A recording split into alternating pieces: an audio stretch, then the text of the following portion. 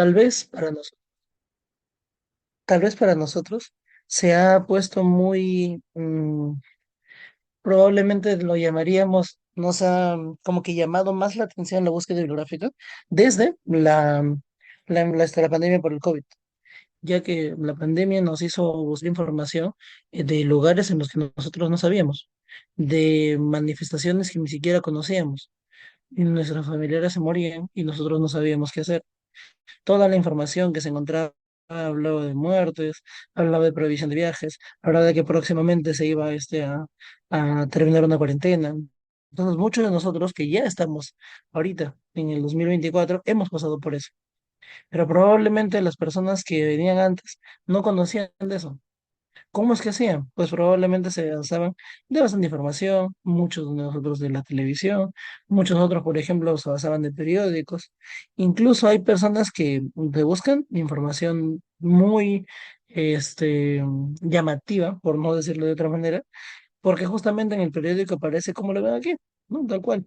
Ven que acá hay una información y pues se dejan guiar de eso.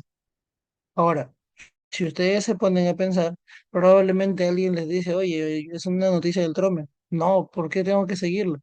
Pero si se dan cuenta a la larga, puede que esa información sí fue real. Solamente que a veces uno ya tiene estigmas ya respecto a cada cosa que nosotros tenemos que buscar. Es por eso que les digo, la información está al alcance de ustedes. Antes era netamente física, ahora ya es digital, pero la idea es que ustedes tienen que saber discernir. Y para ello es importante bastante que ustedes sepan cómo buscar información y luego que hagan una buena lectura crítica. Es importante que tengan en cuenta esto, ¿por qué? Porque existe un término muy grande, que ha tomado bastante partida desde lo que es en este caso el COVID. Es un término que existe incluso desde el año 2002 que habla sobre lo que es la sobreabundancia de la información que tenemos nosotros. El detalle es que esa información no es filtrada.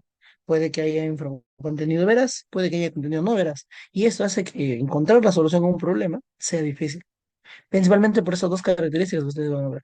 El volumen de la información y la velocidad con la que aparece. Es por ello que incluso ustedes van a darse cuenta de que un estudio, por ejemplo, del año 2021, Barcelos, mencionaba que por ejemplo, desde el 5 de enero hasta el 21 de junio, el pico más grande de búsquedas en información sobre COVID-19 y coronavirus fue más o menos alrededor del 12 al 19 de abril de 2020.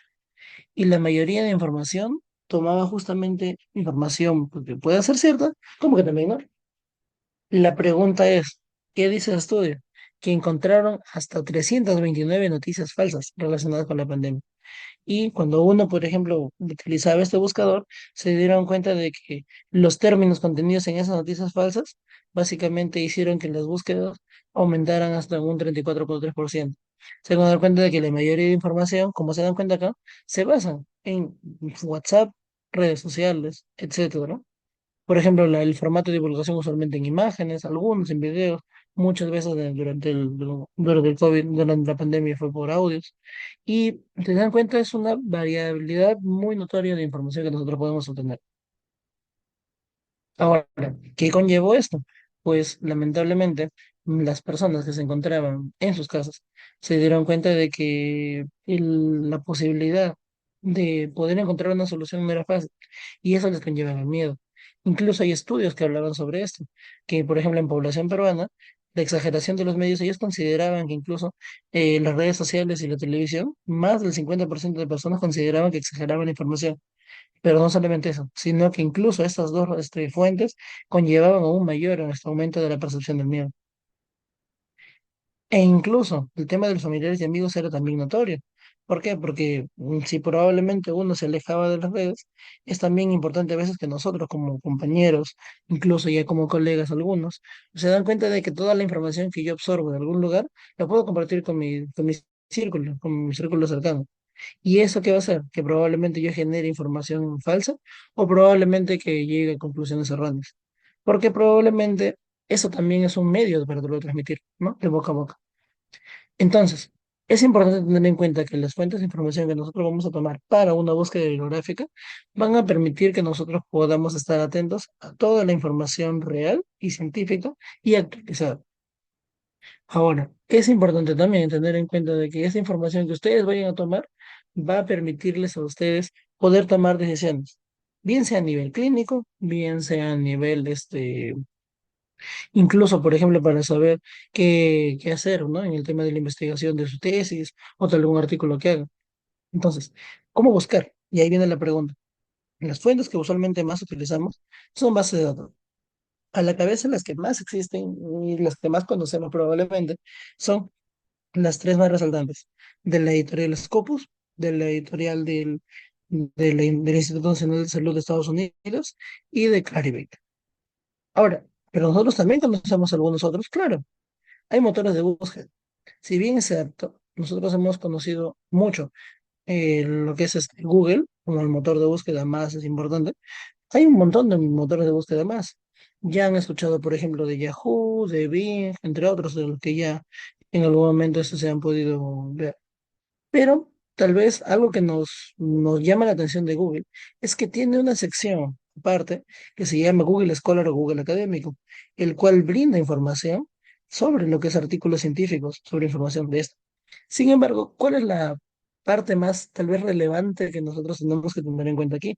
Es que Google Scholar, así como jala información veraz, también puede jalar información de literatura gris. ¿Y a qué se le denomina literatura gris? A todo lo que es información no verificada. Entonces, por ejemplo, más sucede en temas de Latinoamérica, en el cual, por ejemplo, nuestras tesis, mayormente de pregrado, no son revisadas por pares, aparte que los jurados claramente, y eso lo que hace es que nuestra información se publique en un repositorio de la universidad, pero que quede ahí y que esa información probablemente no sea extrapolable o en su defecto, metodológicamente no es la adecuada, ¿no? O en su defecto, aun cuando es metodológicamente adecuado, probablemente las interpretaciones no se realizaron de una buena manera.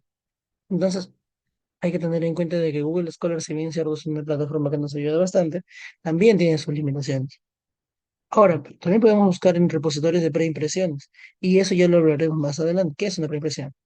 Entonces, vamos a dar cuenta que acá hay varias, por ejemplo, para ciencia de la salud tenemos MedRibs, por ejemplo, para biología tenemos BioRibs, tenemos una plataforma también que es Research Square, muy utilizada también por plataformas europeas, y por ejemplo, a nivel regional tenemos lo que son Cielo Prints, que salió a raíz de la pandemia del COVID en el año 2020. Ahora, tenemos además redes sociales, pero si bien es cierto, yo les comentaba que las redes sociales son un tema un poco más de cuidado para poder considerarlos. Yo les recomendaría que si utilizan redes sociales, vean algunas redes sociales que tengan los artículos per se. ¿Y cuáles serían estas? Pues hay algunos autores, y también me incluyo, que a veces publicamos nuestros artículos en formato, por ejemplo, como una foto, o los convertimos como una publicación en Facebook, tal vez en Instagram, tal vez en Twitter.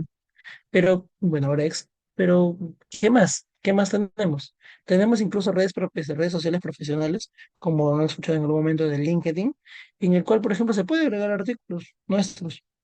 Pero hay otras plataformas que ya tienen que ver un poco con temas propios, nuestros, que nosotros mismos los manejamos, como es el caso de academia.edu. Es una plataforma en la cual ustedes pueden recibir, por ejemplo, pueden subir información sobre artículos, sobre ponencias, entre otras cosas. Incluso algunas de esas ponencias que ustedes ven aquí, yo pongo, que se encuentran en mi plataforma de academia.edu. Por otro lado, ResearchGate es, por ejemplo, una red social específicamente para publicaciones. Si podríamos considerarle el Facebook de los investigadores, sería excelente. ¿Por qué? Porque, por ejemplo, cada que ustedes colocan la información, ustedes se van a dar cuenta de que ahí dicen, ¿tú has publicado tal artículo? Sí. Entonces sale toda la información que tú tienes. Puedes colocar sus identificadores como el DOI, como el URL, la revista donde se ha publicado, el número, entre otras cosas, y ahí se coloca.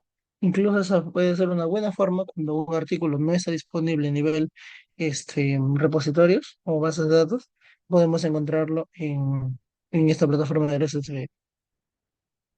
Entonces, para ir uno por uno, ¿qué son las bases de datos? Básicamente compilaciones de información bien sea físico o digital, incluso formas de sonoro, audiovisual o visual, como quieren llamarlo, son bases de datos. Sin embargo, las bases de datos antiguas que ya estaban en papel se han pasado de lo que son antes, por ejemplo, las bibliotecas, ahora se han pasado a lo que es bases de datos electrónicas, que ahora ya hay incluso bibliotecas electrónicas mucho más grandes que las que se tenían antes. Pero en salud, ¿qué tenemos? En salud tenemos básicamente dos tipos de bases de datos relevantes. Una base de datos temática que básicamente aborda, por ejemplo, temas específicos, incluso tiene, por ejemplo, encabezamientos propios de la materia, podemos buscar por área, por especialidad, ¿no? Como dice ahí, por campo. Mientras que el índice de citas lo que hace es juntar todas las citas de todos los artículos que pueda. Una base de datos bibliográfica lo que hace es jalar la información del artículo. Por ende, al ser jalar información de todos los artículos que encuentre, tiene que ser multidisciplinario. Claramente uno puede hacer una búsqueda rápida, encuentra información y listo, y jala información de ahí. Pero ahora la pregunta es, ¿hay algún problema con que una base sea temática o que sea metodológica, o perdón, bibliográfica? Probablemente en el tema de la accesibilidad, por el motivo de que mientras más especializado es, hay que tener en cuenta de que es más la posibilidad de que sea pago por suscripción. Por el resto de información, pues, si ustedes tienen acceso o tienen algún contacto que les pueda ayudar, pues, no es difícil encontrar esos artículos. Por ejemplo, pasamos a la primera institución que jala esta información y según, pues, en este caso, una compilación del doctor Milton Romero, él mencionaba que, por ejemplo, las instituciones principales, que son tres, la primera, el NIH, el Instituto Nacional de Salud de Estados Unidos, tiene varios productos. De los más resaltantes, tenemos a PubMed, que PubMed básicamente se considera una base de datos bibliográfica, pero trabaja más como un motor de búsqueda. Trabaja como un motor de búsqueda para toda la información que se encuentre en Medlin, que básicamente es una base de datos, pero de revistas. Si se dan cuenta, es diferente una base de revistas que una base de sitios. Aparte, también tiene su registro de ensayos clínicos, que Clinical Trials Go, y pues un área que ayuda con lo que es información dedicada a pacientes, que es Medline Plus. Como podremos darnos cuenta, pues Medline es la base más relevante, por no decir de artículos de biomédicos, y utiliza ciertos términos controlados. ¿Qué se entiende por términos controlados o tesauros? Los términos controlados lo que nos hacen a nosotros es decir, por ejemplo, hay personas que conocen un término en español, por ejemplo, en Venezuela, lo conocen de una manera diferente que en Chile, lo conocen de una manera diferente que en Ecuador, que en Brasil o que en Perú. Los términos controlados es un consenso de todos estos términos y básicamente una sola palabra representa a todos esos términos. Sin embargo, como lo veremos más adelante cuando estemos en la plataforma de PubMed, nos daremos cuenta de que el mesh lo único que hace es jalar la información a una palabra específica, pero existen términos adicionales, términos de entrada o entrada terms que le llaman, que permite justamente esto, ¿no? Que permiten agrandar un poco más la búsqueda de este término mesh. Como van a ver acá, básicamente Medline agarra poco más de 4.000 revistas y tiene un alcance internacional. Ahora, es importante tener en cuenta de que Medline es el componente más grande de PubMed. Pero ¿qué sucede? PubMed no solamente abarca Medline, sino también abarca PubMed Central y abarca Bookshelf. PubMed Central, así como lo ven, es la base de PubMed, que podríamos decir que tiene un símil con Science Direct de Scopus. ¿Qué se entiende por eso? Se entiende que básicamente PubMed me brinda artículos en texto completo. Entonces, al brindarme artículos de texto completo, yo no tengo por qué estar buscando en otro lugar si no es aquí. Sin embargo, no todas las revistas se encuentran en PubMed Central. Hay que tener en cuenta de que cada revista postula a un tipo de base y ese tipo de base tiene sus criterios. Ingresar a PubMed no te asegura ingresar a PubMed Central y viceversa. Pero eso sí hay que tener en cuenta, cada cosa tiene su pauta, como lo vamos a ver aquí. Por ejemplo, vamos a darnos cuenta de que Medline es una parte de toda la información de PubMed, pero nosotros podemos ingresar a PubMed a través de Medline. No, podemos ingresar a Medline a través de PubMed. ¿Por qué? Porque la información de PubMed, tenemos que tener en cuenta, son citas. Medline son revistas. Por ende, lo que nosotros hacemos es ingresar a PubMed y a través de PubMed nosotros jalamos la información de Medline. Ahora hay que tener en cuenta de que si podemos considerarlo, Midline es el más grande componente de PubMed, no siempre es el 100%. Hay información que se puede encontrar en Midline que no se puede encontrar en PubMed, pero esos son ya términos un poco más, si les llamamos así, eh, casos un poco más que no se han podido indexar o temas propios de la plataforma. En el caso de PubMed Central, como se darán cuenta aquí, PubMed Central agarra la información que se encuentra en PubMed y en Medline, pero también hay información que no está en estos dos. Por ejemplo, hay unos libros que a mí bueno, de otra manera son como pequeñas reseñas que utilizaba bastante cuando estaba en pregrado, que se llama StatPearls, ¿cómo se llama? Pequeñas perlitas. Entonces, por ejemplo, me brinda como un resumen tipo Stat to Date, pequeño, sobre información de, por ejemplo, de algunos tópicos. Y StatPearls, pues básicamente a mí me ha ayudado bastante para poder entender un poco algunos términos, algunos manejos así de manera rápida, pero no se encuentran en PubMed ni Medline, lo encuentras más en PubMed Central. Y por otro lado, pues como les dije, Medline Plus, que es para información a pacientes. Las más relevantes, como les dije, de lo que es el NIH, PubMed, Mesh, que básicamente es el portal donde uno puede buscar los tesauros que se encuentran abocados aquí, que Mesh significa Medical Subject Headings o términos básicamente médicos, ¿no? Y el catálogo de revistas de la Biblioteca Nacional de Medicina. Esta información, por ejemplo, acá uno puede encontrar las revistas, coloca y ahí aparecen revistas si está en Medline, si no está en Medline, si está en PubMed Central o no. Y estas informaciones pues se pueden encontrar dentro de la misma página del NIH, como se van a dar cuenta aquí. Por otro lado, vamos a ver que de la institución de Elsevier, una de las editoriales más grandes, de verdad, a nivel internacional, tenemos varios productos. Como ustedes se podrán percatar, aquí tenemos a Science Direct, que como les dije es como un símil de PubMed Central, porque es una base de datos de revistas de texto completo. Y tenemos también, por ejemplo, Scopus, que es una base bibliográfica, pero también tenemos Embase. Y tal vez en alguna de sus preguntas ustedes dijeron, pero yo sé que Scopus e Embase es lo mismo. Y si alguien, y ahora sí me gustaría que alguno tal vez participe, si pueden prender su micrófono, tal vez escribir acá. ¿Saben si Scopus e Embase son multidisciplinarias ambas? ¿Son especializadas ambas? ¿O hay alguna diferencia entre los dos? A ver, alguien que quiera participar probablemente pueden prender su micro, pueden colocarlo acá en el chat. La idea es que también entendamos un poquito de lo que estamos conversando. A ver.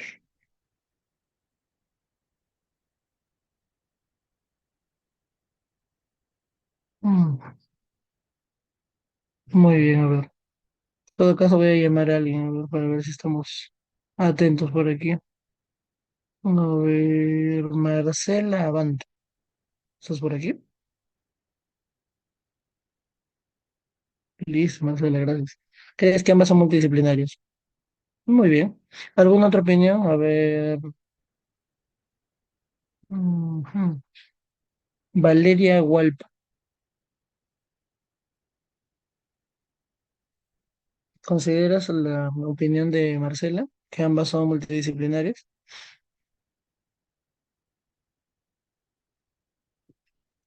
Ver, Valeria Hualpa Gutiérrez.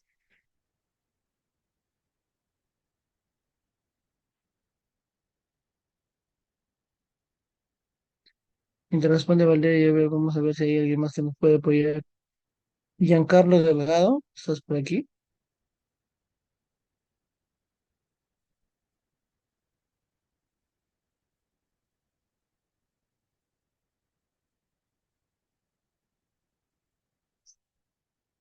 Parece que no se encuentra Giancarlo con nosotros.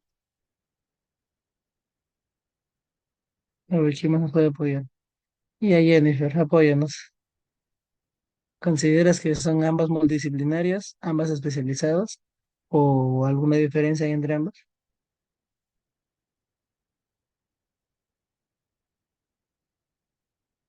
Jennifer Otigo.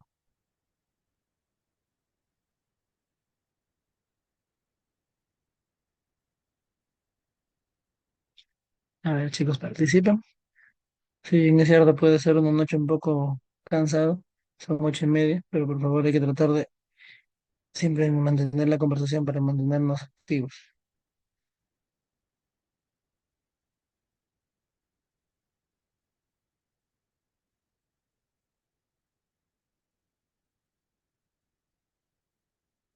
A ver, alguien más en todo caso pediré apoyo. Pilar Trinidad Rodríguez. A ver, necesito tu aporte, por favor. Scopus e Inbase son lo mismo, son ambas multidisciplinarias, son ambas especializadas. ¿Hay alguna diferencia entre ambas? Si no me equivoco, fue una pregunta también del test.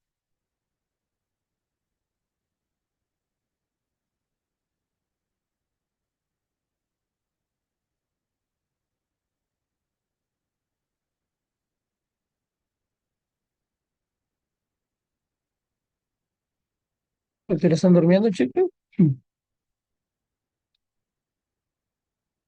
A ver, vamos a despertarnos, a ver. Por favor, ¿pueden colocar una carita feliz en el chat si es que todavía están por acá? Para saber a ver quiénes están por acá con nosotros. Ujú, gracias, Jennifer. Gracias, Marcela. Bueno, nadamos dos. Vamos, Giancarlo, gracias, tres. Vamos, chicos, no tengan miedo. Hablen, mamá, no se preocupen. Finalmente todos estamos para aprender. Me parece que hace rato llamé a Giancarlo, recién veo que responde. Muy bien. No te vayan calentando porque la siguiente también les voy a volver a preguntar. No, el detalle es también que estemos conversando, que estemos interactuando. Muy bien, entonces conversando nuevamente lo que decía Marcela. No, una es multidisciplinaria y la otra es especializada. ¿Cómo se darán cuenta acá? Dice Inbase Biomedical Answers. Entonces significa que Inbase sí es especializada. El detalle de Inbase es que es una plataforma específicamente para temas de biomédicos. Pero Scopus no. De Scopus jala toda la información, por lo que Scopus es multidisciplinario. Y me parece que lo colocamos en la parte anterior, solamente que no puse el de Inbase. Scopus sí era multidisciplinario, pero Inbase es especializado. Aparte también tenemos lo que es Mendeley, que es un gestor bibliográfico, y Clinical Key, que de una u otra manera funciona tanto como este mm, funcionan tanto como up-to-date, si quieren llamarlo así, que son básicamente recursos de información puntual, ¿no? Que usualmente es para más información clínica. Por ejemplo, en el caso de Science Direct, como les dije, pues ustedes pueden entrar a la plataforma y pueden ver ahí, ¿no? Buscar información, ¿no? De libros, de capítulos de libros o de artículos de revistas arbitradas, ¿no? Revisión por pares. Entonces, básicamente, Science Direct todo lo que hace es facilitar el acceso a publicaciones científicas de texto completo, o sea, open access. Y básicamente acá podemos nosotros revisar toda la información que hay sobre este artículo. Y lo más bueno, tal vez lo más adecuado que nos brinda este Science Direct es que brinda la información siempre en formato PDF o incluso también en su formato X, HTML. Significa que uno puede ingresar y ahí nomás sale toda la información colocada en la misma página para ya no estar con la necesidad de descargar el texto. Por ejemplo, ¿no? Uno puede ver acá una forma, uno puede ver, por ejemplo, este artículo que dice, 6 preguntas para lo que es el rediseño del cuidado del bienestar de un niño. Y acá, por ejemplo, uno puede entrar donde dice Download PDF y pues el artículo puede, entre comillas, descargarse porque se abre como un lector, ¿no? Como el Acrobat para Internet, así se abre. O en todo caso, también abajo uno puede encontrar el resumen y toda la información también se puede acceder. Ahora, aparte también lo bueno también, como les digo, de Science Direct es que te brinda, por ejemplo, los, las secciones del artículo. Por ejemplo, como se van a dar cuenta acá, nos dice resumen. Por ejemplo, acá hay una parte donde dice, ¿no? ¿Dónde? Investigación, práctica clínica, las referencias. Acá, por ejemplo, pueden haber artículos recomendados que puedan ser similares a este. Pueden haber artículos que hayan citado este artículo y también hay más información sobre esto. Entonces, tal vez eso es lo bueno de Science Direct, ¿no? Que brinda el texto completo. Ahora, pero hay que tener en cuenta algo. Una cosa es tener el texto completo y otra cosa es tener un resumen. ¿Qué sucede? El Sevier es una de las, como les dije, editoriales más grandes que existen, pero no es la única. Habrán escuchado probablemente de Taylor and Francis, Walters Kluwer, justamente los que manejan Up to Date, por ejemplo, Taylor and Francis, entre otros. ¿Qué sucede con ellos? Sucede que estas revistas, básicamente, pueden incluir toda la información de, por ejemplo, de toda la información biomédica que ustedes puedan encontrar y estas revistas pueden estar indizadas en Scopus. Entonces, como se darán cuenta, bien sea del Sevier o de algunas otras editoriales, Scopus va a agarrar la información, los resúmenes de estos artículos, bien sea del Sevier como de otros editoriales.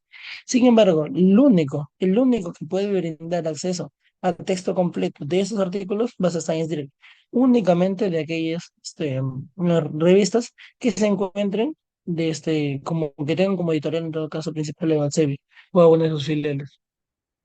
Entonces, eso es importante tenerlo en cuenta. Cuando nosotros ingresamos a Scopus, van a darse cuenta de que Scopus es una plataforma de suscripción. Básicamente, algunos tenemos acceso por Capacitec, otros tienen acceso por sus universidades, pero lo importante de esto es que tienen que revisar qué beneficios le brinda Scopus a ustedes. Y pues la información es que Scopus es una de las plataformas más grandes que tenemos nosotros de información científica. Acá, por ejemplo, ahorita ya se actualizó, no he actualizado yo mi imagen, ahorita se ha actualizado no solamente hay de documentos, autores y filiaciones, que lo revisaremos después, e incluso para buscar por sociedades, hay para buscar incluso ya con inteligencia artificial, que eso ya lo veremos en unos ratitos. Y cuando uno, por ejemplo, coloca información sobre un autor, por ejemplo, podemos colocar su perfil, podemos ver sus documentos. Actualmente ya desapareció el H-Index, la afiliación del autor, su ciudad y su país. Y cuando uno da ingresar al perfil, podemos ver el perfil del autor y sus artículos que ha publicado, ¿no? Como para poder también tener en cuenta esta facilidad de Scopus, ¿no? Otra plataforma, por ejemplo, es de la de Web of Science, que es una base de Clarivate Analytics, que también tiene a la su vez un gestor bibliográfico que es EndNote. Ahora, ¿por qué es importante Web of Science? Principalmente Web of Science es importante porque básicamente es un servicio que a la larga busca información de citas, pero en general de casi todos los tópicos que pueden haber. Literalmente, a la par de Scopus, Web of Science es una de los bases de datos bibliográficas más grandes. Incluso hay algunos estudios que mencionan que Web of Science es mucho más grande que Scopus, pero en términos de calidad, pues actualmente ya incluso sí, lo último que yo pude revisar hasta hace un año fue que el Scopus tenía más cantidad, pero más que nada por los criterios de inclusión que tenía al momento de hacer sus ingresos. Entonces, vamos a ver que Web of Science se caracteriza por tener un core collection. Básicamente son diversos índices de citación para áreas específicas, como por ejemplo acá se van a dar cuenta para ciencias hay uno, para sociales hay otro, para arte y humanidades hay otro, para conference proceedings hay otro, para libros, para por ejemplo temas de química también hay otros. Y aparte hay otros que no pertenecen a la Core Collection, pero son importantes. Tal vez acá ha de destacarse la de Cielo Citation Index, que es una de los índices que se han creado a partir de la creación de Cielo. Sea, es una iniciativa que ya tiene buen tiempo, que la mayoría de artículos de Cielo se encuentran en Web of Science. Sin embargo, no significa que pertenezca al Core Collection. O sea, que esté en el Cielo Citation Index no significa que esté en Web of Science. Eso hay que tener en cuenta. Y otro, por ejemplo, que donde algunos, por no decir la mayoría de revistas peruanas se encuentran, es en el Emerging Resource Citation Index, que son revistas emergentes, que desde el año pasado, si no me estoy equivocando, ya tiene un factor de impacto. A la fecha, hasta el un año pasado, solamente los de Core Collection tenían un factor de impacto, lo que básicamente ayudaba con el tema de la publicidad de las revistas y básicamente con las métricas. Pero desde que ya se ha propuesto y se ha designado un factor de impacto para las revistas emergentes, dentro de las cuales está la revista El Mansor donde laboró, entonces eso nos ayuda bastante a nosotros para poder motivar más a la publicación de artículos en este tipo de revistas. Ahora, como les mencionaba, Google Science agarra ciencias de la vida, biométricas, ingeniería sociales, artes, humanidades, es bien amplio. Se utiliza básicamente para buscar artículos de alta influencia, como se van a dar cuenta acá, y pues tiene una cobertura bien importante sobre información sobre financiamiento. Ahora, dejando de lado las bases de datos, hay que tener en cuenta de que tenemos también motores de búsqueda.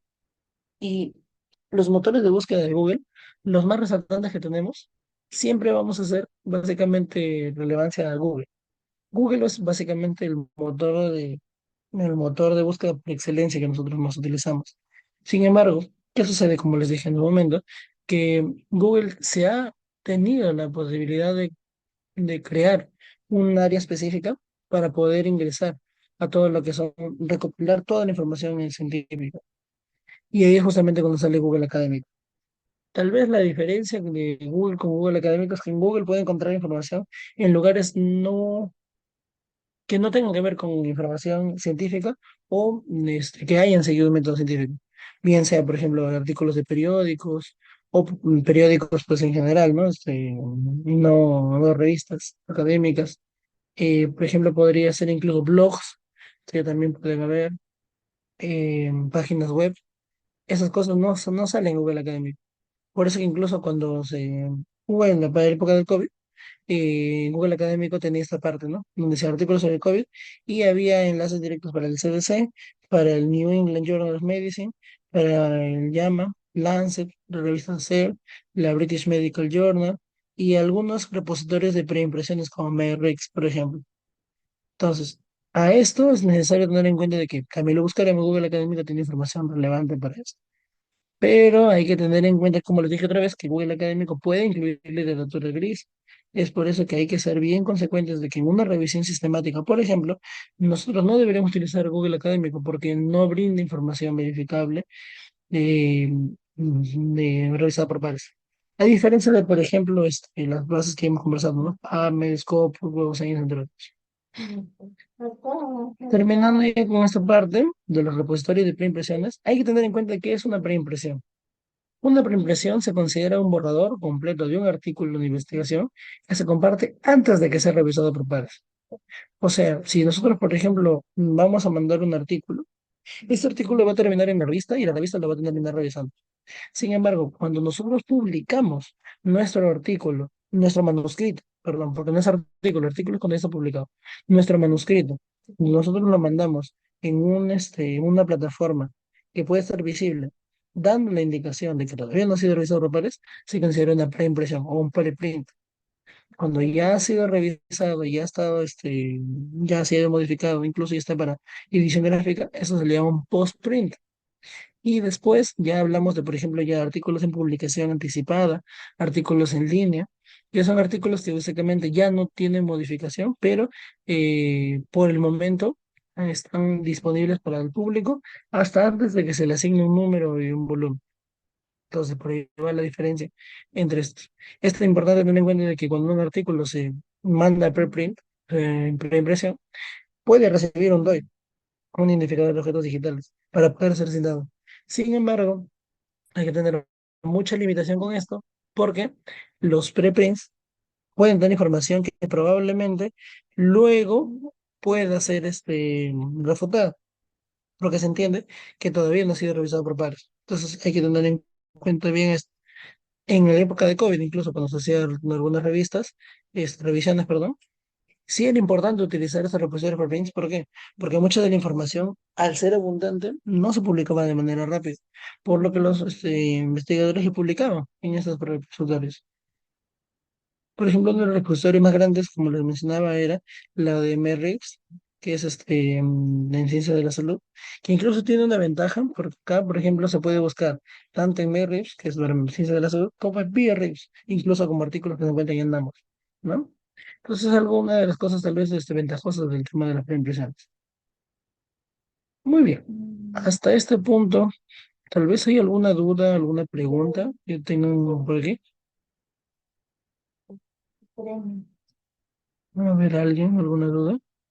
Porque a partir de acá ya vamos a comenzar los términos de búsqueda bibliográfica y es importante que nos pongamos un poco de atención a lo que vamos a hacer.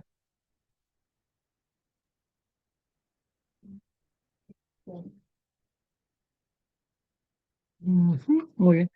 Bueno, si no hay preguntas, en todo caso, vamos a comenzar con esto para poder terminar la parte de la búsqueda. Entonces, la búsqueda bibliográfica es para nosotros ya el término en el cual nosotros tenemos que saber de qué manera vamos a encontrar información que va a ser relevante para nuestro artículo, para nuestra práctica clínica, entre otras cosas. Incluso para también evaluar una tecnología sanitaria en la que nosotros nos encargamos, también estamos encargados de hacer búsqueda bibliográfica. Para ello es necesario comprender que cada base, cada base de datos tiene su forma de buscar. Y, por ejemplo, encontraremos que en el motor de búsqueda de PubMed, bien sea, por ejemplo, en el Cochrane, en Embase, en Scopus, Web of Science, entre otros, hay ciertas particularidades.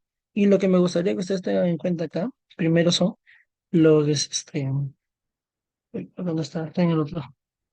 Este, primero, nosotros vamos a tener en cuenta de que la información que nosotros coloquemos, vamos a tener que buscarlo en ciertos campos.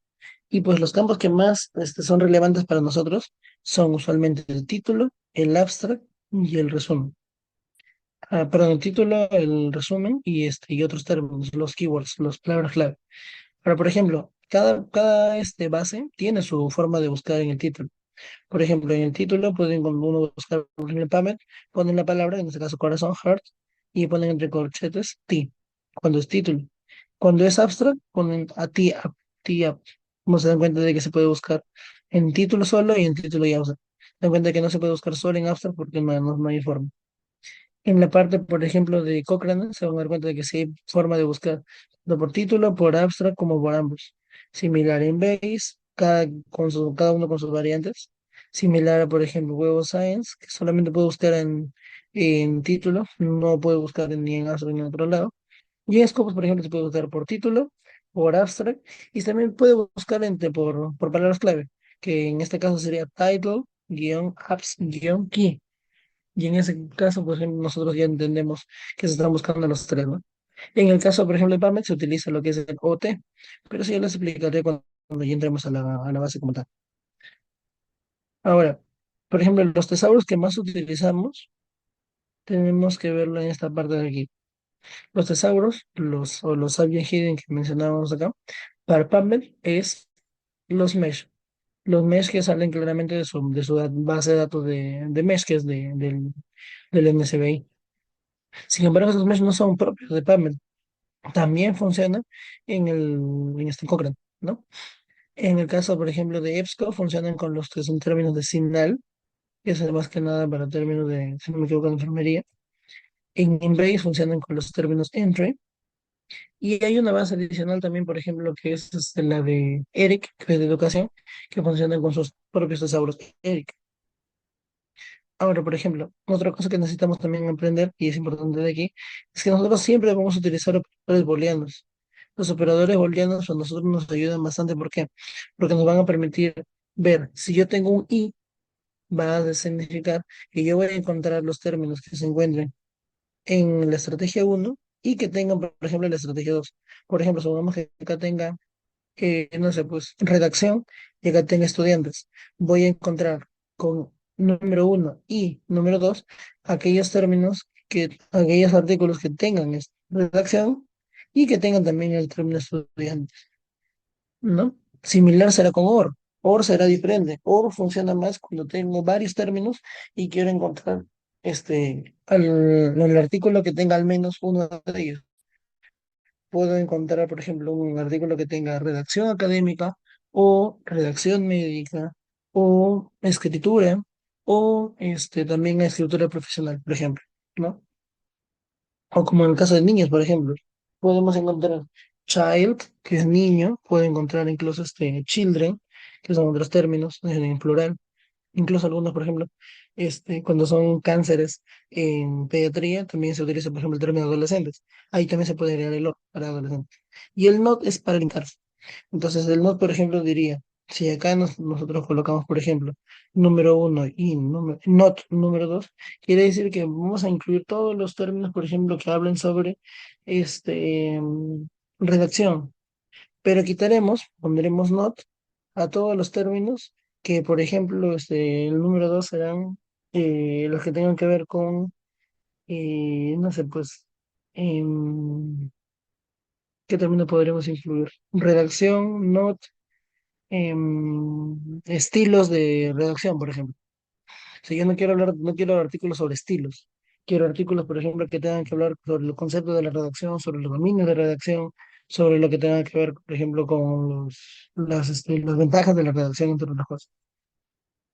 Y así sucesivamente vamos viendo que hay más información que va variando de acuerdo a cada base.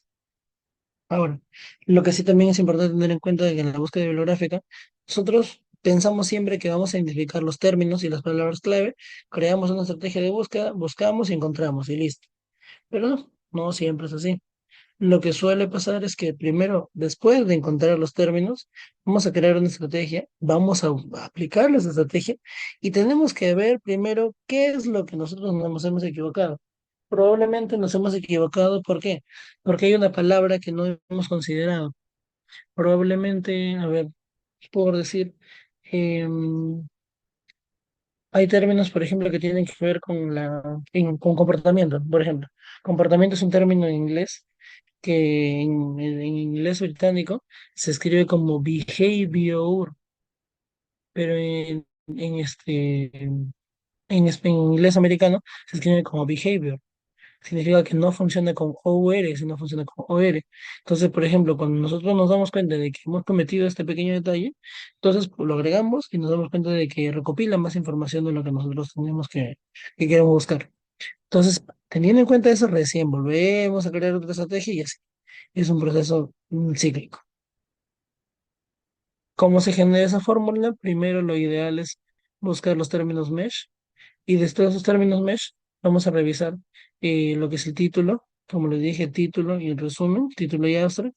Utilizaremos los keywords que son los OT y después de eso se sugiere utilizar una segunda base de datos, que en este caso sugieren más Inbase. Inbase tiene su propio buscador, su propia herramienta que va a permitir encontrar sinónimos. En este caso, pues los sinónimos más los entry van a permitir nutrir más la estrategia. Y una vez que se nutra más esta estrategia, vamos a retroalimentar mi búsqueda inicial y vamos a seguir buscando. Entonces, para no entrar mucho en temas muy teóricos,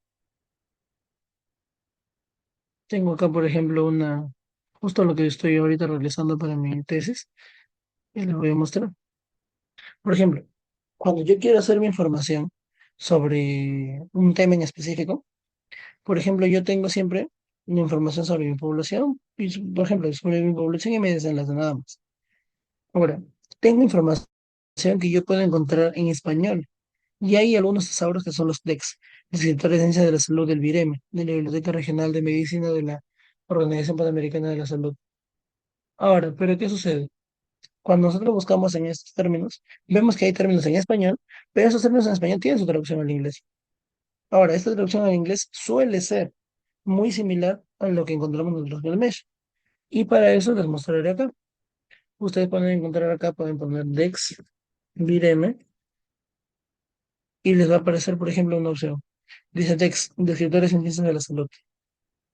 Aquí se van a dar cuenta de que va a aparecer esta plataforma que es Dex Vireme, y pues en acaso ustedes van a darse cuenta de que ya desde un tiempo, si no me estoy equivocando, unos tal vez 4 o 5 años aproximadamente, esta información ya se ha ido cuajando, en el cual, por ejemplo, los DEX ya se pueden tener una transpolación al inglés directamente relacionada a lo que es los mesh.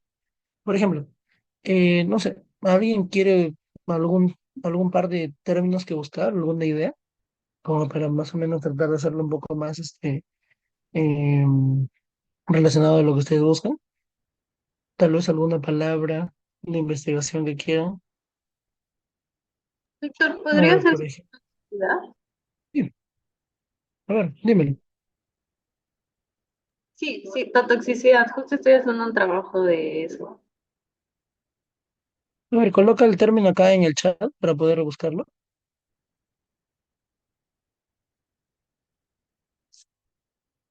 Citotoxicidad, ok. Pero citotoxicidad sería el término. ¿Con qué más quisiera relacionarlo?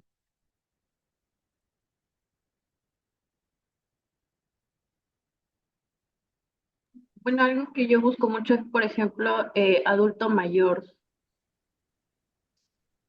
Básicamente, citotoxicidad hablas de los medicamentos de neoplásicos, me imagino, de los fármacos neoplásicos. ¿O Ajá. de qué? Ya. Ok, a ver. Entonces, teniendo en cuenta la citotoxicidad, será tal vez un desenlace. A ver, buscaremos el término citotoxicidad, a ver si lo encontramos. Vamos a entrar acá. Y a ver, si lo encontramos, sería excelente. Vamos a poner citotoxicidad, cualquier término. Y hay citotoxicidad inmunológica, hay citotoxicidad celular dependiente de anticuerpos, hay pruebas inmunológicas de citotoxicidad, receptores gatillantes de citotoxicidad natural, receptor 3 gatillantes de citotoxicidad natural, receptor uno y receptor 2. A ver, ¿qué es lo que más para ti es relevante? Vamos a buscar. Probablemente sea citotoxicidad inmunológica. O tal vez tú quieres hablar de pruebas de citotoxicidad. La verdad, vamos a entender un poquito las definiciones de cada uno para saber qué es lo que estamos buscando. Entonces, acá, por ejemplo, el DEX te permite encontrar los términos y algunas notas. Dice, citotoxicidad inmunológica. Fenómeno de destrucción de células diana por células efectoras inmunológicamente activas. Puede desencadenarse directamente por linfocitos T sensibilizados o por células mieloides asesinas, que puede ser mediado por un anticuerpo citotóxico, factor citóxico liberado por células linfoides o por complemento. Y dice que es diferente a pruebas inmunológicas de citotoxicidad, que justamente es la otra término que hemos buscado, que dice demostración del efecto citotóxico sobre la célula diana de un linfocito mediador liberador. Entonces me imagino que lo que nosotros estamos buscando es este término, ¿no? Es el de acá, citotoxicidad inmunológica. Eso es lo que nos daña. Entonces, para buscar esto, yo diría, ok, el descriptor en inglés, según el DEX, es Cytotoxicity Immunologic. Entonces, ¿qué haré? Por ejemplo, en esta basecita que yo tengo acá, por ejemplo, desenlace, ¿no? Yo puse citotoxicidad inmunológica. Escribirlo un poquito para que se pueda ver mejor, ¿eh? Ya está. Entonces, pero en inglés, ¿cuál era el término? En inglés el término era Cytotoxicity Immunology. Entonces, cuando yo ya tengo el término en inglés, voy a copiarlo y voy a buscar en PubMed. Ahora, ¿pero dónde lo voy a buscar? Tengo que buscar en los mesh. Entonces, como se dan cuenta, acá tenemos ya abierto PubMed. Vamos al database de mesh. Y acá es donde yo busco el término. Cytotoxicity Immunology. Entonces, esto probablemente tenga el mismo significado de lo que tuve en la otra parte, ¿no? Que dice, por ejemplo, el fenómeno de la destrucción de las células dianas por células efectoras inmunológicamente activas puede ser provocado por células bla, bla, bla. Muy bien, entonces probablemente esto es lo que yo estoy buscando. Excelente. Entonces, al ya saber que este es el término que estoy buscando, este término de acá, yo lo paso acá. Esta es una base que yo manejo. Yo lo hago así. Entonces, ahora, ¿cuáles van a ser las variantes de este término? Como les dije, el término mesh es este, toxicity immunology, pero los end terms o los términos de entrada son todos los que están acá en la parte inferior. Entonces, todos esos términos que yo encuentro acá, estos también tengo que mandarlos a mi base. Entonces, yo, por ejemplo, los colocaré como variantes, ¿no? A ver, tal vez ahí lo moveré un poquito para que se pueda ver mejor. Y ya. Entonces, como se dieron cuenta al final, lo que hice fue de mi index en español, busqué el término en inglés. El término en inglés traté de encontrarlo en los mesh y me di cuenta que es lo mismo. Y ahí me salieron más información, más artículos, más variantes. Entonces, por ejemplo, acá yo ya tengo mis variantes. Ahora, ¿para qué me ayuda esto? Dirán ustedes. Sucede que a partir de esto yo puedo crear una estrategia de búsqueda. Pero esta estrategia de búsqueda tengo que saber de qué manera hacerlo. Entonces, para esto, hay algo importante que yo sí les sugiero y necesito que ustedes lo vean como una forma de retroalimentarse. Tal vez, diría yo, una de las personas que más conocen en términos de biomedicina sobre estos términos de búsqueda es el magíster Josme Pacha. De verdad, bastante información que él brinda, yo me he basado para poder darle esa ponencia y también para poder yo realizar mis trabajos. Entonces, por ejemplo, él tiene diapositivas sobre los términos de búsqueda, cómo elaborar una estrategia de una búsqueda avanzada en PubMed. Incluso él recomienda también un libro que es una tesis doctoral de uno de sus colegas, que también justamente me tomé el tiempo de leerlo y tiene información muy relevante sobre cómo buscarnos, cómo hacer la estrategia de búsqueda. Claro. Entonces, por ejemplo, tal vez lo que puedo resumir de esta parte es que lo que primero nosotros tenemos que entender es, yo solamente con el término mesh que yo he encontrado ahorita que es Cytotoxicity Immunologic, yo ya cerré mi información. Probablemente haya más términos que puedan ayudarme a mí. Por ejemplo, por decir así, no lo estoy buscando completo, pero probablemente haya el término toxicidad, puede que tenga más información y pueda abordar más. Hay un término muy específico que no conozco. Esa información nosotros tenemos que tenerla en cuenta eh, para poder agrandar nuestra estrategia de búsqueda. En este caso, por ejemplo, vamos a tratar de buscar si es que toxicidad hay más términos sobre esto. Y por ejemplo, vemos que hay más información, ¿no? Por ejemplo, toxicidad, medidas de toxicidad, pruebas de toxicidad, toxicidad aguda, toxicidad crónica. Entonces, probablemente la mayoría de términos que hablen de toxicidad tengan que ver con otras cosas, ¿no? Pruebas de toxicidad subaguda, cardiotoxicidad, son toxicidades específicas, ototoxicidad, periodos de mutagenicidad, colaterales, intoxicación, enfermedad hepática, inducida por drogas. Entonces, no, me doy cuenta de que la mayoría de información que estoy incluyendo en toxicidad tiene que ver con otras cosas. Entonces, probablemente no me ayude. Algo que podría ser muy diferente, por ejemplo, a lo que yo les voy a mostrar por acá. Por ejemplo, este es, como les digo, parte del trabajo que estoy haciendo. Pero para hablar sobre redacción, por ejemplo, tuve que encontrar términos que hablen sobre redacción, escritura médica, sobre comunicación también científica, escritura científica, y hay varios términos. Por ejemplo, en mi caso, saqué información del mesh.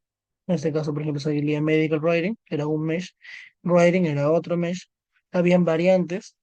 Y aparte, por ejemplo, busqué términos adicionales, no solamente en los artículos, no solamente, perdón, en las estrategias, sino en los artículos. Por ejemplo, algún artículo que me salía, yo buscaba la información y, por ejemplo, en ERIC, que es una plataforma de educación, sale el término academic writing. Otro término salía, por ejemplo, book writing for publication. En PubMed encontré otro que decía scholarly writing. Otros que decían, por ejemplo, scientific writing. Y, por ejemplo, scientific medical writing o medical scientific writing. Entonces, si se dan cuenta acá, uno tiene que crear su propia estrategia, sus propios términos en base a lo que uno va buscando. Poco a poco tienes que hacer varias búsquedas de que más o menos tú vayas calculando toda la información que encuentres. Entonces, por ejemplo, tienes que ir viendo los términos intermedios. En este caso, por ejemplo, los términos intermedios que podrían ayudarnos aquí, tendríamos que ver primero palabra por palabra. En este caso, vamos a agarrar todo esto y lo vamos a mandar a PubMed. Vamos a ir a la estrategia avanzada y vamos a ir construyéndolo aquí mismo, ¿ya? Para que no nos hagamos mucho problema. Ya. Entonces, ya. Por ejemplo, sabemos que este término de aquí, a ver, yes. Sabemos que este término de aquí, el primero, que es cytotoxicity immunologic, era el término mesh. Al ser el término mesh, ¿qué es lo que nos hacía? Básicamente tenemos este, que colocarlo como primero. Al ser dos términos a más, se colocan comillas. Luego, como es un término mesh, se coloca como mesh. Y ahí va cerrándose la primera parte, mesh. Luego, la segunda parte es añadir un término adicional, que en este caso, como sé que son varios términos de entrada, quiero encontrar el que tenga un término u otro término, entonces tendría que agregar el término, el operador booleano OR. Muy bien. Una vez que ya agregué el término mesh, ahora tendría que agregar el mismo, pero buscándolo en el título y abstract, por ejemplo. Entonces agregar el tag de título y app de abstract. Ahora, pero si se dan cuenta, la mayoría de información que yo incluyo abajo no tiene nada que ver con cytotoxicity como inmunológico. Si se dan cuenta, hay términos que el mesh es cytotoxicity como immunologic y el segundo término es immunologic cytotoxicity. Si se dan cuenta, no es lo mismo.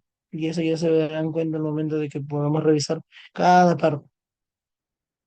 Por ejemplo, aquí, si ustedes lo pueden revisar, vamos a colocar estos términos, por ejemplo, solamente buscando el término mesh, cytotoxicity immunology, nos da 56.220 resultados. Si utilizamos, por ejemplo, el término cytotoxicity immunologic, igualito, pero con TIAP, nos sale 40 resultados. Y si, por ejemplo, utilizamos el término en los keywords, o sea, utilizando OT, nos saldría cero. Significa que no recopila ninguno. Muy bien, hasta este punto entonces nos damos cuenta de que utilizando OT no salió nada. TIAP me dio 40, Mesh me dio 56.220. Ahora, entonces, ¿qué es lo que tengo que hacer? Yo lo que tengo que hacer es unir la información, unir el término mesh y unir el término TIAP. Y por ejemplo, haciendo esta búsqueda, nos da 56.254. Si se dan cuenta, básicamente no siempre es que todos los 56.220 son diferentes a los 40 de aquí. No, algunos están incluidos, otros términos pues básicamente están hasta aparte. Por eso se van a dar cuenta de que no siempre es un número, esta más esta me va a dar el de arriba. No, algunos esos slide. Entonces, una vez que ya terminé con este término de acá, voy a ir a los siguientes términos. Por ejemplo, el siguiente término sería immunologic cytotoxicity. Entonces, ¿qué tengo que hacer aquí? Aquí lo que tendría que es, nuevamente, como les digo, a partir de dos términos, se pone comillas, y como este término básicamente no tiene nada que ver con un mesh, porque no tiene término mesh, no le puedo colocar mesh. Entonces, ¿qué le coloco? Sería la siguiente parte.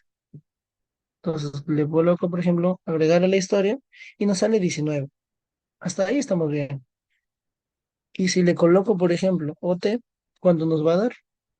Nos da cuatro resultados. Se dan cuenta de que ya estoy haciendo la búsqueda con el siguiente término de entrada. ¿Qué pasaría, por ejemplo, si junto los dos? Si junto el TIAP con la OT, lo que nos va a dar probablemente sea 19 artículos. ¿Por qué? Porque hay muchos términos que están en los keywords, o sea, en el OT, que ya se encuentran dentro del TIAP. Es que a veces es necesario que ustedes lo revisen, como por ejemplo en esta estrategia de búsqueda que yo recopilé. El OT, por ejemplo, para Physics in Training, recopilaba dos artículos más que solamente TIAP solo. Entonces también hay casos, hay excepciones en los cuales sí es necesario revisar. Ahora, por ejemplo, hay otra cosa que también sería bueno buscar. Y por ejemplo, vimos que Immunologic Cytotoxicity con TIAP nos daba 19. Pero ¿qué pasaría, por ejemplo, si yo no coloco solamente como cytotoxicity, sino como citotoxicidades, ¿no? Sería como cytotoxicities, por ejemplo. ¿Existirá? A ver, eso sería un término que no existe. Muy bien. Pero ¿qué pasaría si existen? Tendríamos que encontrar. Por ejemplo, un término que les podría yo sugerir está, ajá, por ejemplo, acá.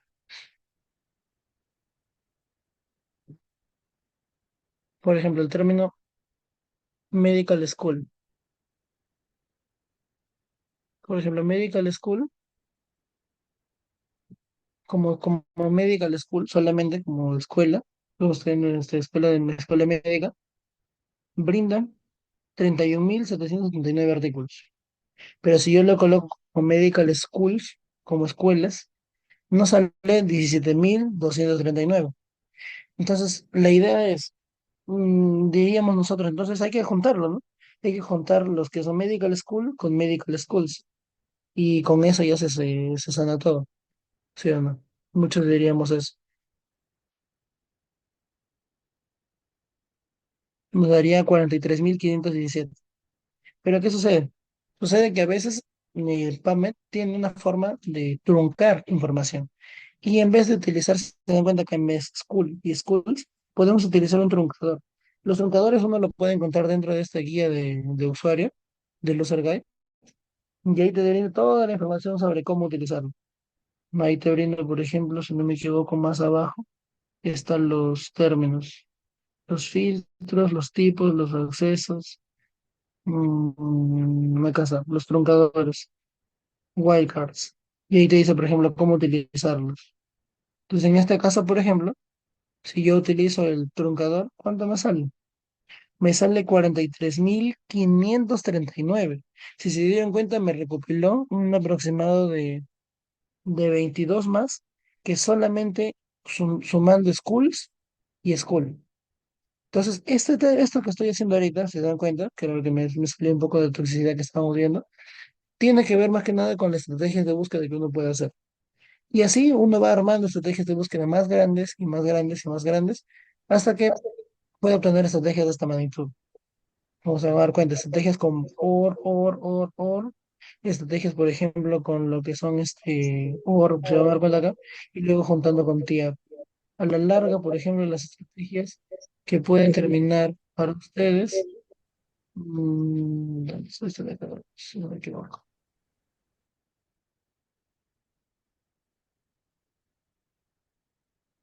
Por ejemplo, las estrategias finales pueden terminar así, de esta manera, juntando varios con OR. Y entonces buscas el primero, buscas el segundo, términos similares y los artículos que se juntan, ¿no? Que se puede hacer número uno y número dos. Luego tratas de buscar con otro, juntas, y así va sumando, va sumando, va sumando. Y de esa manera se va haciendo una búsqueda, utilizando una búsqueda bibliográfica utilizando estrategias de búsqueda. Si bien es cierto, esto se considera como una estrategia avanzada, pero hay que tener en cuenta de que la información que se puede obtener, si es que vamos a hablar de términos de revisiones, es muy importante, ya que algunos términos, por ejemplo, que se nos pasen, es muy probable que eliminemos información importante. Particularmente para el tema de PubMed, yo no sugiero mucho utilizar el truncador NOT, porque puede que quite información, pero eso depende. Por eso uno tiene que hacer búsqueda y búsqueda y búsqueda y búsqueda hasta que pueda encontrar información que pueda ser relevante. A veces es necesario estar buscando término por término, como se dieron cuenta aquí. Tendremos que buscar, por ejemplo, término por término. En el caso de Immunologic Toxicity, tendríamos que eliminar, por ejemplo, acá, si nos vamos con Immunologic Tumoricidal Activity. Entonces, por ejemplo, vamos a eliminar, ¿no? Por ejemplo, un término, bueno, acá como son tres términos, entre comillas, le ponemos TIA. Por ejemplo, si ponemos como activities, nos da, a ver, ni nada de información. Si ponemos activity, por ejemplo, nos da, a ver, nada de información. Entonces, por ejemplo, a veces por las puras es que tratamos de seguir buscando y truncando, truncando, truncando, si es que no nos da ni información. Y así sucesivamente se va construyendo, y pues se puede tener estrategias más grandes. Creo que de una u otra manera eso sería casi todo lo que podríamos hablar de inclusión para hacer una búsqueda bibliográfica, y eso les puede ayudar bastante para sus marcos teóricos de sus tesis, para hacer sus cartas al editor, para encontrar información incluso para evaluación de tecnologías. Nosotros utilizamos estas estrategias para poder encontrar, incluso en la revisión sistemática que también se utiliza. Espero que esto les haya sido de su agrado, bueno, espero que también les haya gustado. Y de una otra manera, pues la idea es practicar. Practicar y como les digo, les sugiero bastante que revisen estos tópicos. Yo particularmente lo he hecho y se les recomiendo bastante a ustedes.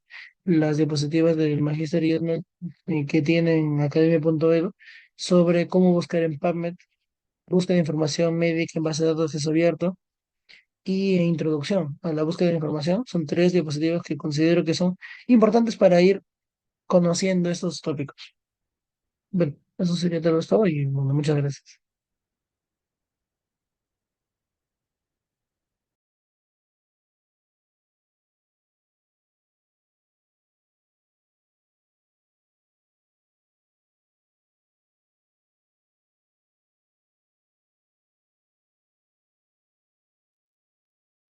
Muchas gracias por la ponencia, doctor. Si alguien tuviera alguna pregunta para poder hacerle al ponente, eh, le estaríamos muy agradecidos. Igualmente, gracias por la información que nos ha brindado. La verdad, ha sido muy informativa. Y gracias por querer participar e interactuar con nosotros, ¿no, doctor? Porque eso en realidad no es muy común que los ponentes hoy en día hagan. En estos momentos, mi compañero va a ir pasando el post-test mientras si alguien tiene alguna pregunta. Igualmente, muchas gracias, se lo vuelvo a comentar, doctor.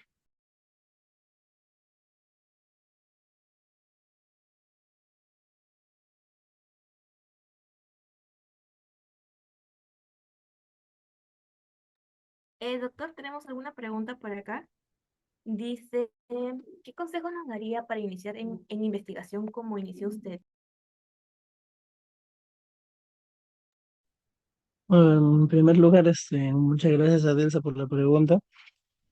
El primer consejo sería, y tal vez voy a ganarme el odio de los introvertidos, pero la idea es que traten de tener los contactos los más que puedan, porque de una u otra manera, el que ustedes se puedan, por decirlo así, estar en contacto con colegas, bueno, en este caso ustedes como estudiantes, con docentes, con algunos investigadores más grandes, incluso en su trayectoria, les pueden ayudar a ustedes, el primer punto, a que puedan tener información de, de saber cómo abordar un problema. En general, yo me dediqué a la investigación porque me dijeron, hay una convocatoria para un grupo de investigación. Y así iniciamos. Otros probablemente mis colegas le dijeron por ejemplo, en sus sociedades científicas, ¿no? Oye, hay un financiamiento, por ejemplo, ahorita en Fondo Concursable de SCIMEP. ¿Quieres hacer un trabajo ya? Y así, van comenzando de a pocos. Ustedes si van a comenzar, no pueden tener en cuenta de que lo van a saber todo. Y creo que yo soy el ejemplo más grande de que aún estando en la posición en la que estoy, no me sé todo. Y también me falta mucho más. Entonces, todo lo que yo puedo haber aprendido ahorita es un poquito de todo. Un poquito de unos amigos, un poquito de un grupo de investigación, otro poquito, otro grupo de investigación, lecturas propias que hemos visto, ponencias como estas donde ustedes están participando. Todo ha permitido que básicamente uno vaya construyendo lo que quiere. Cuando uno ya más o menos va sabiendo que le gusta la investigación, yo siento que es necesario, tal vez no de manera demandante, pero es necesario que ustedes vean cuáles son las líneas de investigación que a ustedes les llaman. Porque sabiendo las líneas de investigación, ustedes van a saber cómo enfocar sus esfuerzos. No, por ejemplo, que ustedes, por ejemplo, hoy día quieran hacer investigación por ejemplo, bioinformática y mañana están haciendo un estudio, por ejemplo, multicéntrico sobre, no sé, por ejemplo, hipertensión arterial, cardiología. Y luego al mes siguiente ya están sacando en educación médica, que sí. Si bien es cierto, se puede, pero a veces es mejor que uno ya vaya elaborando su propia línea para que de esa manera vaya enfocando todos sus esfuerzos a lo que quiere. Y probablemente, si eso les ayuda bastante, es muy probable que a los que les gustaría hacer residencia aquí en el Perú o en otro país, les puede ayudar bastante también esto, a que puedan enfocar un poquito su, sus esfuerzos a saber más o menos qué investigar. Y a veces hay que tener en cuenta de que esto ayuda bastante, bien sea para el USMLE e incluso para otros países, que hacer investigación sobre los tópicos en los cuales uno postula para esa residencia, pues les brinda mucho más realce, ¿no? Cuando ya tienen elaborado su línea de investigación y bueno, ya saben, más o menos tienen ciertas habilidades, capacítense. No es un gasto capacitarse, no es un gasto invertir en su propia educación.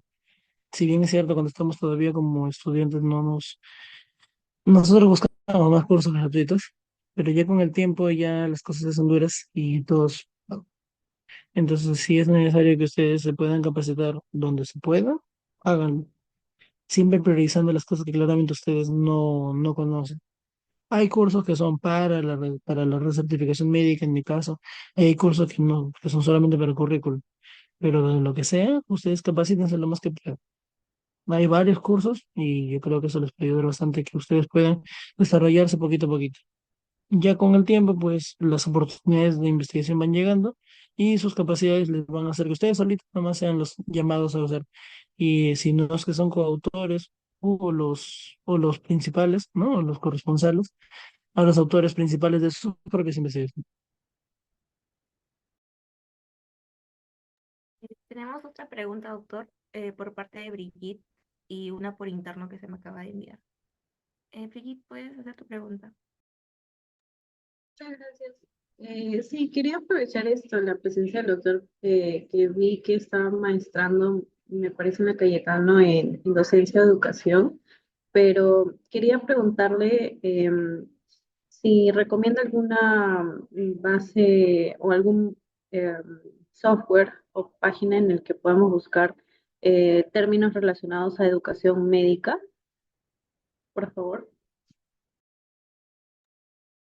Justamente, y agradezco también tu pregunta, el término de educación médica probablemente te diría muy incipiente en cierto sentido aquí en el Perú, y te podría decir que quien más domina esos temas es mi estimado amigo Javier Flores. Él, por ejemplo, ha invertido más de su tiempo para hacer búsquedas y capacitarse sobre estos temas. Pero por lo que tengo entendido, la mayoría de la información de educación médica que se tiene, podrías buscarla en la mayoría de revistas que hablan sobre educación médica. Si es que te ayudan en algo, las revistas más resaltantes ahorita en educación médica que se tiene BMC, Medical Education, que es la revista de Biomedical Center, la revista por ejemplo, de la AMI, que cambió su nombre, ahora es la asociación, antes era la asociación para estudio de educación médica, ahora es de profesiones en general, y su revista es la de Medical Picture. Aparte tiene otra revista más que es sobre este, Academic Medicine, si no me equivoco, se llama. Son las tres revistas probablemente de más realce actualmente en educación médica. Y en lo poco que he podido revisar, porque también comprenderán que pues no solamente por la maestría, sino también por el enfoque que yo tengo de educación, he estado revisando para mis tesis, tanto en pregrado como ahora. Entonces, después libros y todas esas cositas que probablemente son más enfocados en temas didácticos, sí sugeriría que busquen bastante todo lo que hace el doctor Javier, y él básicamente les puede orientar incluso más, mucho más sobre esos temas. Bueno, doctor, tenemos una última pregunta que sí fue enviada por interno, pero es un poquito larga. Es así. ¿Cómo podría asegurar que mi búsqueda inicial pueda tener los mismos resultados que una búsqueda posterior?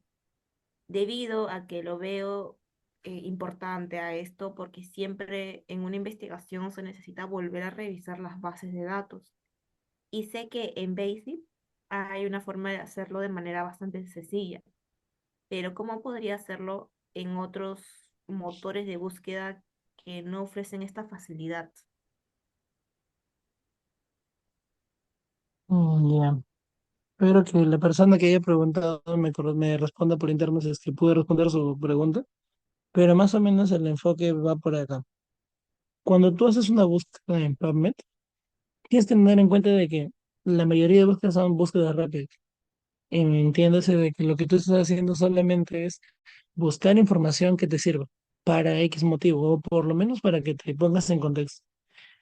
Pero cuando tú quieres ahondar un poco más sobre este tema, sobre el tema que tú estás buscando, tienes que buscar tal vez algunos términos que no se puedan encontrar fácilmente en la búsqueda. Como por ejemplo, y justamente les mostré, em, por ejemplo, hay una palabra que es actitud. El término actitud, tú lo puedes encontrar en PubMed como actitud, si no me equivoco, era el término attitude. Sin embargo, los central terms no incluyen a todos los términos muy relacionados a actitud. En inglés podríamos hablar de skill, podríamos hablar de competence, podríamos hablar, por ejemplo, de ability. Incluso, en algún momento, yo encontré el término, si no me estoy equivocando, encontré también el término talent, de talento. Entonces, hay que tener en cuenta de que cómo es que tú buscas esto, haciendo tu búsqueda, como les dije, lo propuesto por el Magister Journal, es buscas primero en PubMed, la búsqueda básica, luego buscas en otras bases. Si bien es cierto, en su inicio dije que solamente en Base, yo, por ejemplo, para el tema de educación, habrán de notar que los términos que yo busco no están enfocados en Embase, porque Embase es médico. Y por ser médico, la información es muy limitada. Yo tuve que utilizar otra base, que es ERIC. Entonces, por ejemplo, para mí actualmente, a la fecha, no domino yo todavía la base de ERIC y aún así he pedido apoyo también para que me puedan brindar eso. ¿Con quién tienes que valerte entonces? Ya es con un bibliotecario. Un bibliotecario o una persona que domine lo que es la bibliotecología. Y es lo que me sucede. Nosotros, por ejemplo, para hacer la tesis que estoy ahorita realizando, tuve que valerme con el apoyo justo del Magister Guillermo para que él revise mi estrategia y vea los pasos que estoy siguiendo. Y una vez que revise los pasos, él también me dé una retroalimentación si es que en algo me he equivocado o en su defecto hay una información que no estoy colocando. Entonces, de esa manera es que tú básicamente puedes valerte de un bibliotecario para que te pueda mejorar tu información. Algo es claro, y creo que eso también en algún momento lo comentaba también el mismo magíster, es que los trabajos de investigación que han sido publicados con un coautor bibliotecario han tenido una muy buena aceptación y han sido fácilmente aceptados para publicación. No digo de manera fácil, pero por lo menos en la búsqueda han sido accesibles. ¿Por qué? Porque básicamente eso te asegura bastante que esta búsqueda se ha hecho bien. Pero si es que uno tiene dudas, uno puede entrar. Hay si no me estoy equivocando, a ver, justo lo estoy compartiendo en mi pantalla.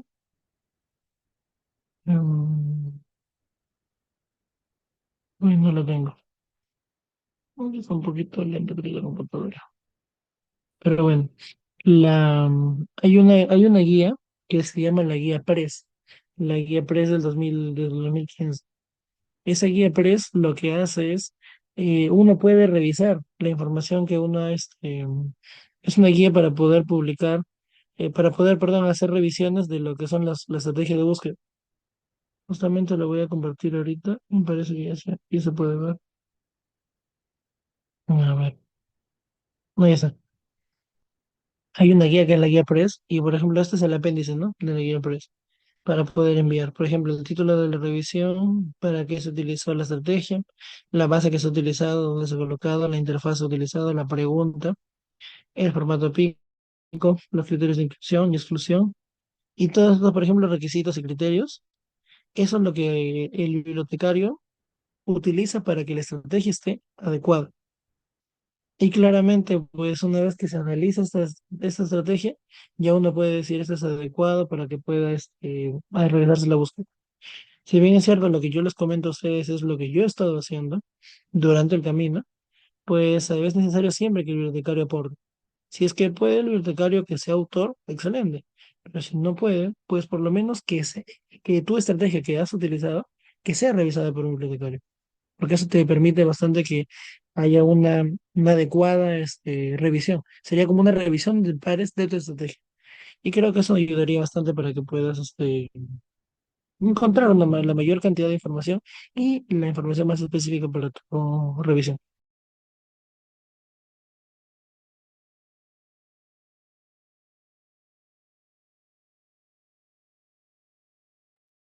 Me confirma que sí quedó claro la persona que hizo la pregunta.